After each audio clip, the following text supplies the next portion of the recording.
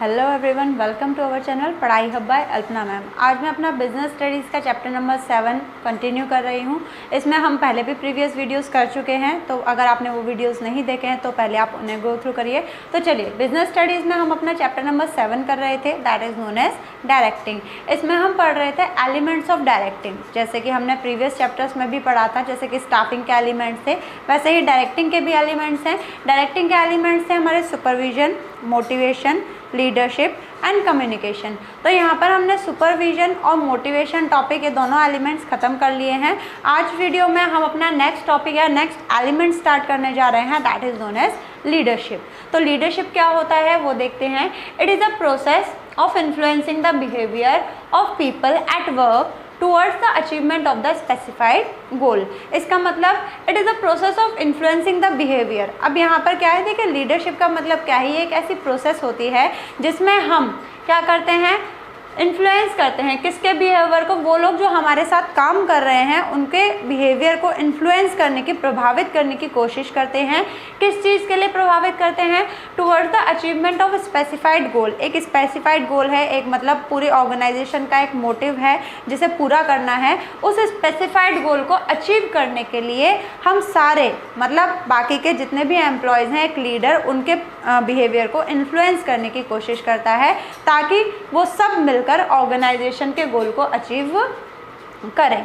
Okay, so that is known as leadership. उसके बाद अच्छा, लीडरशिप में हमारा जो भी आता है वो हमेशा कॉपरेशन के साथ चलता है, कॉपरेशन या कोऑपरेटिव के साथ। इसमें हम बात करते हैं, क्योंकि लीडरशिप की अगर मैं बात करूँ तो मैं किसी को फोर्सफुली हम उसको नहीं कह सकते कि नहीं आप इन्फ्लुएंस हो ही हो, ऐसा नहीं है। जैसे कि मोटिवेशन एक साइकोलॉजिकल टर्म है, ऐसे ही लीडरशिप भी एक साइकोलॉजिकल टर्म है।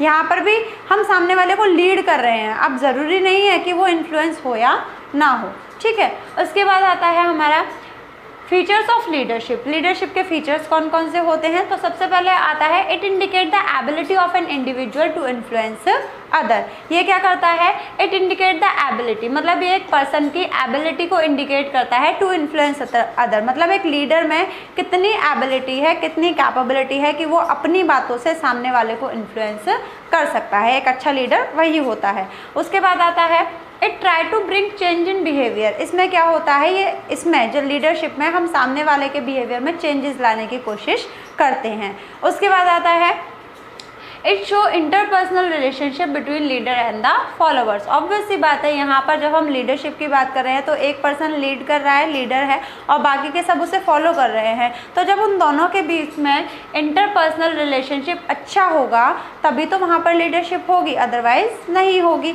इसके बाद आता है आपका to achieve a common goal. जब भी हम लीडरशिप की बात करते हैं तो लीडरशिप हमेशा वही होती है जहाँ पर सबका गोल एक हो, मतलब सब एक ही बात पर एग्री हो, सबका जो मेन मोटिव है वो एक होना चाहिए।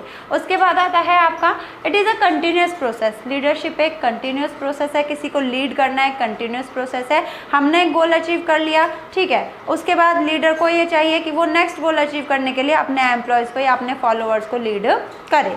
उसके बाद एक और पॉइंट है इसमें, यहाँ पर वो नॉर्मली है कैजुअल सा, उसमें होता है जैसे कि अगर हम किसी को लीड कर रहे हैं तो ऑब्वियस सी बात है खुद के बिहेवियर को इन्फ्लुएंस करना लीडरशिप नहीं कहलाता।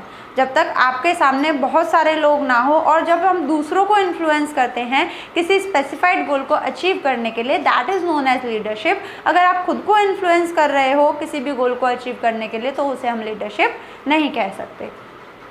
उसके बाद आपका दे रखा है डिफरेंट स्टाइल ऑफ लीडरशिप। यहाँ पर लीडरशिप के और भी डिफरेंट स्टाइल दे रखे हैं, तो यहाँ पर देखते हैं कौन कौन से स्टाइल होते हैं।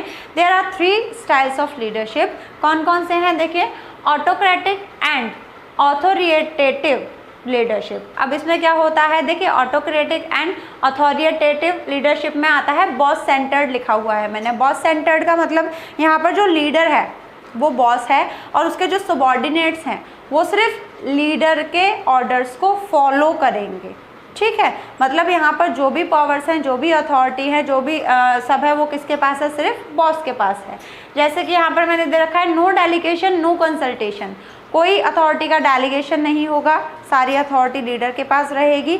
नो कंसल्टेशन, सबॉर्डिनेट से किसी भी तरीके का कोई कंसल्टेशन नहीं होगा, जो डिसीजन लेना है वो लीडर लेगा।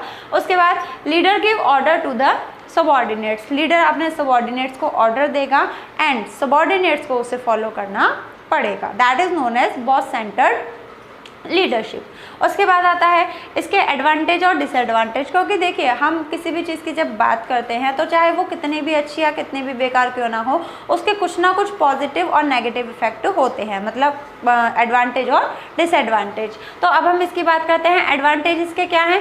क्विक डिसीजन, क्योंकि देखिए यहाँ पर जो डिसीजन है वो सिर्फ एक पर्सन को लेना है, तो यहाँ पर डिसीजन कैसे होंगे? क्विक डिसीजंस होंगे। उसके बाद आता है हमारा ग्रेट स्पीड, काम कैसे होगा? बहुत ही स्पीडली वर्क होगा, क्योंकि यहाँ पर हमें किसी से कुछ पूछना ही नहीं है। उसके बाद है लेस कम्पिटेंट एम्प्लॉयज़, जो हमारे एम्प्लॉयज़ हैं अगर लेस कम्पिटेंट हैं, मतलब उनको ज़्यादा किसी काम की नॉलेज नहीं है, तो ऑब्वियस सी बात है वहाँ पर भी बॉस सेंटर्ड जो लीडरशिप है वो अच्छी होती है। उसके बाद आता है आपका डिसएडवांटेजेस। इसके डिसएडवांटेजेस क्या क्या होते हैं? फ्रस्ट्रेटेड एम्प्लॉयज़, यहाँ पर एम्प्लॉयज़ बहुत ही फ्रस्ट्रेटेड हो जाते हैं, क्योंकि जो लीडर है वो उन्हें लीड करने की बजाय उन पर क्या करता है, उन पर एक तरीके से हम कह सकते हैं डिक्टेटरशिप टाइप में, या फिर उन पर सिर्फ ऑर्डर चलाता है, बाकी उनके सजेशंस वो लेता ही नहीं है। ठीक है, तो यहाँ पर एक टाइम के बाद जो एम्प्लॉयज़ है वो क्या हो जाते हैं? फ्रस्ट्रेटेड हो जाते हैं। नो डेवलपमेंट ऑफ सबॉर्डिनेट्स का कोई डेवलपमेंट नहीं होता, क्योंकि भाई जब आप उनसे उनकी कुछ बात नहीं सुनोगे, सजेशंस नहीं सुनोगे, तो ऑब्वियस सी बात है एक टाइम के बाद उनकी जो क्रिएटिविटी है वो कैसी हो जाएगी? ख़त्म हो जाएगी या फिर रिड्यूस होती जाएगी। उसके बाद है आपका अब अच्छा ऑटोक्रेटिक लीडरशिप किस तरीके की फर्म्स के लिए अच्छी होती है? तो ऑटोक्रेटिक लीडरशिप जो होती है वो ऐसी फर्म्स के लिए अच्छी होती है जहाँ पर जो हमारी लेबर है या जो हमारे सबॉर्डिनेट्स हैं वो अनएजुकेटेड हैं, अनस्किल्ड हैं, तो ऑब्वियस सी बात है उनमें इतनी कैपेबिलिटी नहीं होती कि वो खुद से डिसीजन ले सके, तो उनसे रिलेटेड डिसीजन फिर कौन लेता है? उनका लीडर लेता है, बॉस सेंटर्ड। ओके, नेक्स्ट आता है आपका डेमोक्रेटिक और पार्टिसिपेटिव लीडरशिप। तो देखिए आपको नेम से ही पता चल गया होगा, डेमोक्रेटिव या फिर पार्टिसिपेटिव लीडरशिप, जिसको हम ग्रुप सेंटर्ड भी कहते हैं। यहाँ पर बॉस है मतलब लीडर है, उसके आसपास जितने भी सबॉर्डिनेट्स हैं वो सब आपस में एक दूसरे से मिलकर या एक दूसरे से सजेशंस लेकर काम करते हैं। ठीक है, तो यहाँ पर क्या होता है? पार्टिसिपेटिव मतलब यहाँ पर हर सबॉर्डिनेट हर काम में पार्टिसिपेट करेगा। लीडर जो भी यहाँ पर एक्शन लेगा, जो भी डिसीजन लेगा, वो अपने सबॉर्डिनेट से पूछ कर लेगा। तो यहाँ पर आपका दे रखा है consultation and participation of employees. यहाँ पर जो भी डिसीजन लिया जाता है उसमें हर डिसीजन में अपने सबॉर्डिनेट से कंसल्ट किया जाता है। उसके बाद हर उसमें डिसीजन में अपने एम्प्लॉयज़ का पार्टिसिपेशन भी लिया जाता है। उसके बाद है डेलीगेशन एंड डिसेंट्रलाइजेज द अथॉरिटी। यहाँ पर क्या किया जाता है? अथॉरिटीज़ को डेलीगेट भी किया जाता है और डिसेंट्रलाइज भी किया जाता है। किसके बीच में? सबॉर्डिनेट्स के बीच में। उसके बाद यहाँ पर दे रखा है एडवांटेजेस। एडवांटेजेस इसके क्या क्या होते हैं? Improve moral and decision making ability of the subordinates. इसमें क्या होता है? क्योंकि देखिए लीडर है वो तो लीडर है ही, अब यहाँ पर क्या है, यहाँ पर सबॉर्डिनेट से भी पूछा जा रहा है कि भाई आप बताइए आपके यहाँ पर मतलब पॉइंट ऑफ व्यू से क्या होना चाहिए, या फिर आप यहाँ पर किस तरीके के सजेशंस रख सकते हैं, सब कुछ मतलब अब हमारे सबॉर्डिनेट से पूछा जाता है। तो यहाँ पर क्या है, उनका जो मोरल है, जो डिसीजन मेकिंग एबिलिटी है, वो सब चीज़ें क्या होती है? इम्प्रूव होती हैं। उसके बाद आता है आपका डिसएडवांटेज। डिसएडवांटेज इसका क्या है? टाइम कंज्यूमिंग बहुत है। टाइम कंज्यूमिंग मतलब यहाँ पर हम एक जरा सी बात हर किसी से शेयर कर रहे हैं, हर किसी से पूछ रहे हैं, तो भाई इसमें बहुत टाइम लगता है। एंड डिले इन एक्शन, क्योंकि ऑब्वियस सी बात है भाई जब हम सबसे इस तरीके से बात करेंगे तो हमारा जो काम करने का तरीका है या जो भी हम काम करना चाह रहे हैं उसमें क्या हो जाएगा? डिले हो जाएगा। ओके, उसके बाद किस तरीके की फर्म के लिए बेटर है? तो ये ऐसी फर्म्स के लिए बेटर है जो अपने सबॉर्डिनेट्स को सेटिस्फाइड रखना चाहते हैं, जो चाहते हैं कि भाई उनकी जो कैपेबिलिटी है या उनके अंदर जो भी एबिलिटी है, जो भी स्किल्स हैं वो डेवलप हों।